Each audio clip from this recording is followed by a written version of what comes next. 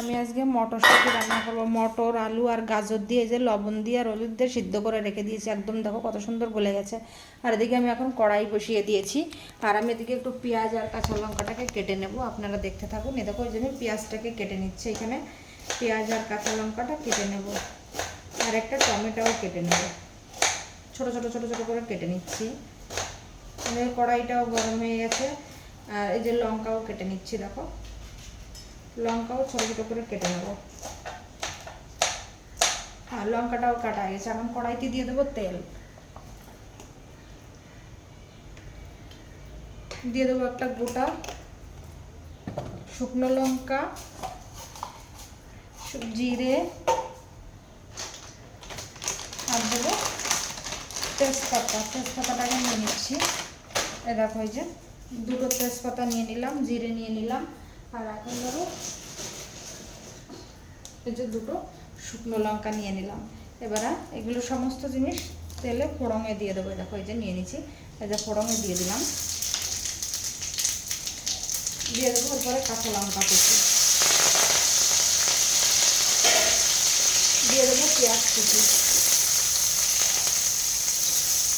পেঁয়াজ কুচিটা দিয়ে একটু নাড়াচাড়া করে নেবো। এই দেখো, এই যে পেঁয়াজ কুচি দিয়ে একটু নাড়াচাড়া করে নেবো।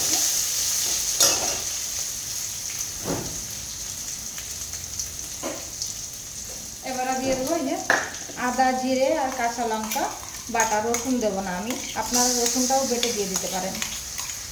আমি রসুন দেবো না, যেহেতু রসুনের গন্ধটা একটু ভালো লাগে না, তার জন্য রসুনটা দেবো না। এখন একটু নাড়াচাড়া করে কষিয়ে নেব। কষিয়ে নিয়ে আমি একটু টমেটো নিয়ে নিয়েছি, টমেটোটা ধুয়ে নিয়ে আসি। টমেটোটা ধুয়ে নিয়ে এই টমেটোটাকে ধুয়ে নিয়ে চলে এসেছি। এখন কেটে নেবো। এক সাইডে একটু দাগ হয়ে গেছে, মুখের দাগ থেকে গোটাটা থেকে ফেলে দেবো। ফেলে দিয়ে এখন টমেটোটাকে কেটে নেবো। কেটে নিয়ে এর ভিতরে এখন টমেটো কুচিটাও দিয়ে দেবো। দিয়ে একটু নাড়াচাড়া করে নেবো। নাড়াচাড়া করে নেওয়া হয়ে গেছে, একটু নরম হয়ে গেছে। এখন দিয়ে দেবো লবণ, পরিমাণ মতো লবণ দিয়ে দেবো, সামান্য পরিমাণ লঙ্কার গুঁড়ো দিয়ে দেবো, হলুদ দিয়ে দেবো, একটু ধনিয়া পাউডার। এখন ভালো করে একটু নাড়াচাড়া করে কষিয়ে নেব। ভালো করে নাড়াচাড়া করে কষাই নিচ্ছি।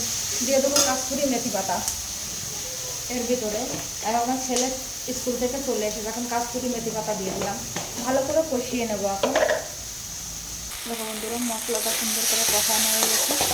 এখন দিয়ে দেবো এই সিদ্ধ করা মটর, আলু আর গাজর ঝোলে। আর একটু জল দিতে হবে।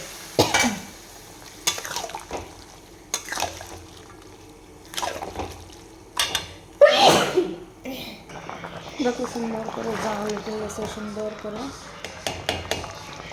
হয়েও যাবে। গোটা আলু একটু গালিয়ে দেবো ঝোলটা গাঢ় হওয়ার জন্য। আর এখন দিয়ে দেবো ধনে পাতা কুচি এর ভিতরে। আর দিয়ে দেবো ভিজে রাখা মশলা, গরম মশলা, জিরে, ধনে, শুকনো লঙ্কা, গোলমরিচ দিয়ে পাউডার বানিয়ে রেখেছি। এখন দিয়ে দেবো সেই মশলাটা হচ্ছে হয়ে নামানোর আগে একটুখানি আগে দিয়ে দেবো। দেখো আলু মটরের কারি, আলু মটরশুঁটি আর গাজর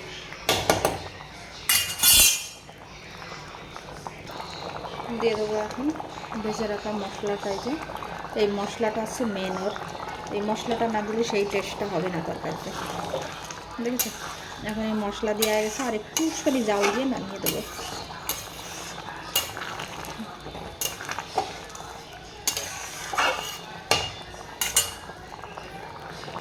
এই যে আলু মটরশুঁটির কারি একদম রেডি হয়ে গেছে। এই যে দেখো কত সুন্দর হয়েছে তরকারিটা, দেখেছো? এখন এইখানের থেকে এইখানেই ভিডিওটা আমি শেষ করে দিচ্ছি এখন।